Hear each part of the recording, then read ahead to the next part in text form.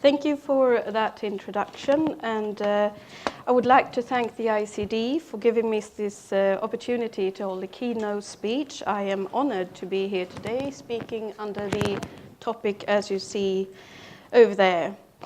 I would like to, with my background, I would like to address some legal aspects of the crime of genocide and to put them in a bit of a national perspective, touching upon challenges for the national legislator, the national prosecutor, and of course the national judge.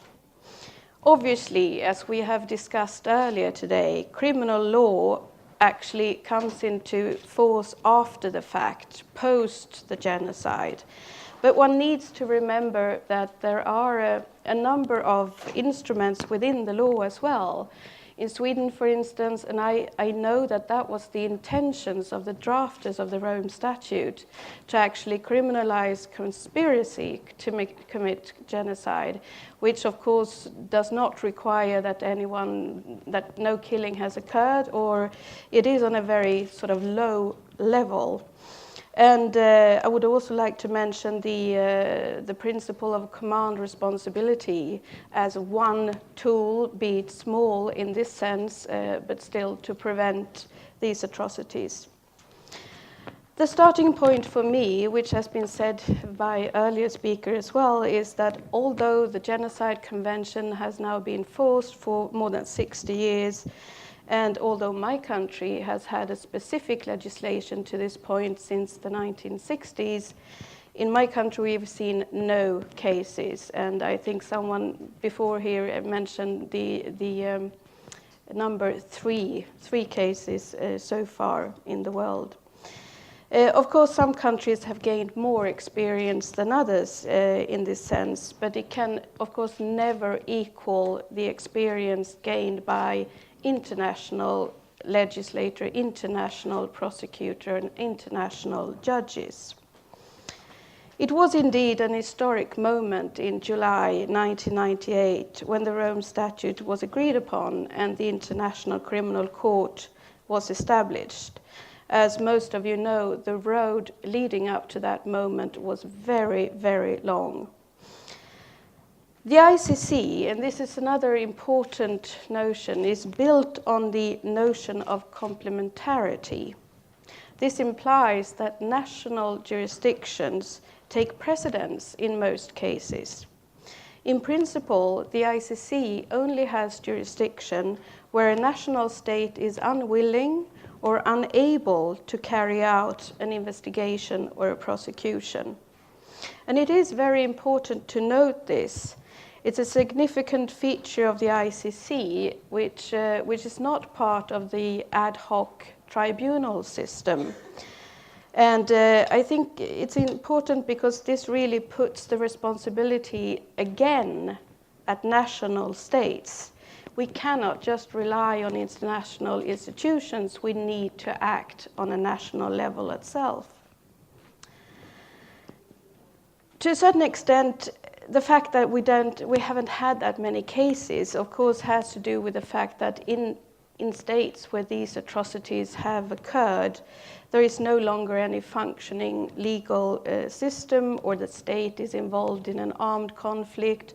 The normal or relevant authorities can no longer function. But we have also heard here today that there might be political hesitations to label genocide genocide. And yet another aspect might be that international law, be it part of treaty law or customary international law, might actually be a bit difficult to translate into a domestic system. This argument is perhaps not tenable concerning genocide, that is rather clear. But as for example, the crime against humanity, chiefly based on the Nuremberg principles, the Rome Statute, which principles are not really clear, distinct, and precise, that could have been a problem when trying to adapt the national legislation to the crime against humanity. The principle of nullum crimen sine lege, or the principle of legality, no crime without law, is of course one of the most important principles in the area of international law as well as national law. It is the moral principle in criminal law that a person cannot and should not face penal punishment except for an act that was criminalized prior to its commission. This principle also implies that penal responsibility must be regulated, and that regulation must be sufficiently clear and precise. The European Court of Human Rights has stated, "An offence must be clearly defined by law. This condition is satisfied where the individual can know from the wording of the relevant provision and, if need be with assistance of the court's interpretation, what acts and what omissions will make him or her liable." So it was during the negotiations of the Rome Statute that the issue of elements of crimes to the Rome Statute was raised. The Rome Statute is, of course, based on the underlying conventions such as the Geneva Conventions, but also on the Nuremberg principles. It has been somewhat criticized for being a bit vague, and I think structurally, especially if one has a look at the war crime section, it is rather complex. Some delegations therefore felt that we need to do something to elevate the level of concretion, to raise the concrete formulation of the crimes. And it was agreed that such elements would then bring the principle of legality to a higher level. Obviously, these underlying conventions and the penal regulations in the statutes of the tribunals, they have been used as a basis for bringing individuals to justice and to punish them for violation of the law. I.e., it's somewhat problematic in my view to argue that these regulations do not meet the standards set out in the principle of legality. But on the other hand, all lawmakers, according to myself at least, be it on an international level or a national level, must always strive for as a precise and specific penal law as possible. And this is since criminalization of certain conducts implies manifest restrictions of the citizen's liberty and also provides the right of states and public officials to use coercive measures against those who commit the crimes. This being said, on the other hand, we cannot be too rigid in this sense. It is important that penal law is expressed in a general way, and there will always be room for interpretation. But in the end, it was decided to elaborate such elements of crimes, and this work was finalized in June 2000. The elements of crimes are an atypical document in the international world. It's the first document of its kind. If the statute mentions one crime, I'd like to just make a brief, take an example. The war crime of taking hostages in the Rome Statute. There it says that it's a crime to take hostages. If we go to the elements of crimes relating to that article, we have no more than 7 different elements listed. The first one being the perpetrator seized, detained a person. The second, the perpetrator threatened to kill that person. The perpetrator intended to compel a state to do something or to omit to do something. So here you see the scope. The idea is not to enlarge the articles in the Rome Statute. The idea is to reflect customary international law and jurisprudence of the tribunals in a more defined and refined way. The legal status of the elements of crimes have been debated, and they were very much discussed. It is now decided that they are supposed to assist the judges of the ICC. They are not binding on the judges. And it still remains, of course, to be seen what role they will play in the future. The elements of crimes do actually, one cannot be blind to that fact, contain some political compromises. And if the statute is a bit vague, then the elements of crimes might be vague as well. But I am currently working in Sweden with adapting and modernizing our law and adapting it to the Rome Statute, and I have actually used the elements of crimes to a certain extent in that work. As to genocide in the Rome Statute, the discussions were fairly uncomplicated. It was a general agreement to use the definition of the Genocide Convention. It is rather precise, actually, in my view, in comparison then to other international crimes. There was some debate as to the scope, as we've heard today, political, cultural, social, but there was such a big unwillingness to change anything from the original convention at this point. So they just used the original definition. It will be extremely interesting to see what happens now in the future, and I very much welcome this initiative the ICD has taken. But a question that I put to myself is the definition of genocide static? Well, perhaps not in the future, but what about now? I would say not. And as an example, I would like to use one of the prohibitions under the definition. It is forbidden, provided that the genocidal intent is there, to cause serious bodily or mental harm to someone. That could constitute genocide. But the convention does not regulate how, by what means, and by what actions such harm could occur.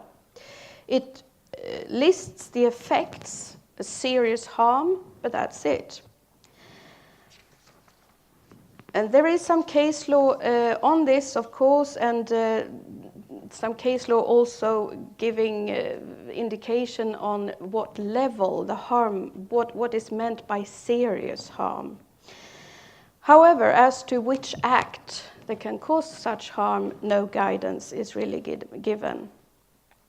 Initially, it's clear that acts of physical violence resulting in harm but falling short of killing, which is the first prohibition, that is encompassed. And there are other examples in the jurisprudence of the ICTR. In the well-known Akayesu case, it was held that death threats during interrogations, alone or coupled with beatings, constitute the infliction of such harm. And in the same case, and this is, I think, a real development in this area, in the same Akayesu case, the tribunal went on to say that sexual violence falls within the scope of serious bodily harm as a form of genocide. And I'd just like to mention that this case law is also reflected in the elements of crimes to the Rome Statute. So one may say that the jurisprudence of the tribunals has further defined and outlined what sort of underlying acts could cause the prohibited effect. I would like to say very cautiously that I think that the tribunal expanded a bit on the notion of bodily harm by subsuming the acts of sexual violence. In my view, however, this was done within the principle of legality. But it is, as I said, not uncomplicated to translate international criminal law into domestic legislation, and at the same time balancing the principle of legality and the need for a certain flexibility in the national legislation also to accommodate further development on the international level. Other such difficulties become evident when deliberating other crimes. I'm thinking about apartheid as a crime against humanity. I think most of us may have some sort of notion, political or in general term, of what the crime of genocide is. But how do we dress that in legal terms? How do we formulate a criminal offense of apartheid? I know that some states that have incorporated the crimes under the Rome Statute has not incorporated the crime of apartheid because the scope is it's so difficult to describe the scope of that law. And the international law is constantly being interpreted and further defined, and a national judge working in a national court and perhaps judging one case of genocide or one case of war crimes in his or her lifetime is probably not at all familiar with the international arena. Nor is he or she familiar with the fact that authoritative jurisprudence on the interpretation of the legislation is primarily produced by international courts and tribunals rather than the domestic Court of Appeal or the domestic Supreme Court.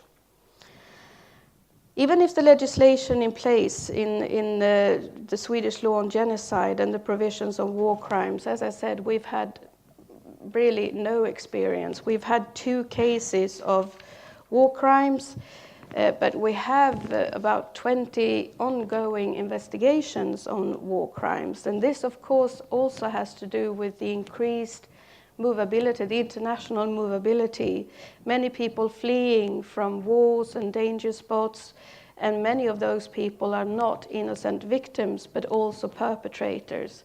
So even if domestic countries may not have to go through atrocities like genocide, they may very well be people that could be suspected of these sort of crimes on their soil. The international development has to continue, and as for national jurisdiction, the criminal offenses in international law, I think, needs to be scrutinized and construed in the light of contemporary society and the international community. There has happened, so many things has happened since the 1948, as we've discussed during today. But it should be noted, of course, also that one of the legal sources for international law might be national law. We do get requests on domestic definitions of rape, for instance, to be used in the tribunal. And this interplay between the national and international community, I think, is of great importance when striving for a high quality legislation. But the crucial point here, in my view, towards the end now, is in addition to a specific definition of a crime and how important that is, the work of the special court, the ad hoc tribunals, and the ICC, and that they undertake. Their jurisprudence bring invaluable legal findings that we, on a national level, all legislators, prosecutors, judges, benefit from when we apply our domestic law, so that we do that in the light of the international arena as well. And that relates to judicial changes such as proof of genocidal intent, how to view a crime being committed in an emergent pattern of crimes that may or may not amount to genocide, which underlying crimes can be used to lead to genocide, for instance, by inflicting harm. Finally, I firmly believe that the international court system that has emerged during the past 2 decades is vital, both in developing international law, but also, and perhaps less visibly, a very important aid when incorporating international law into national jurisdiction. Thank you.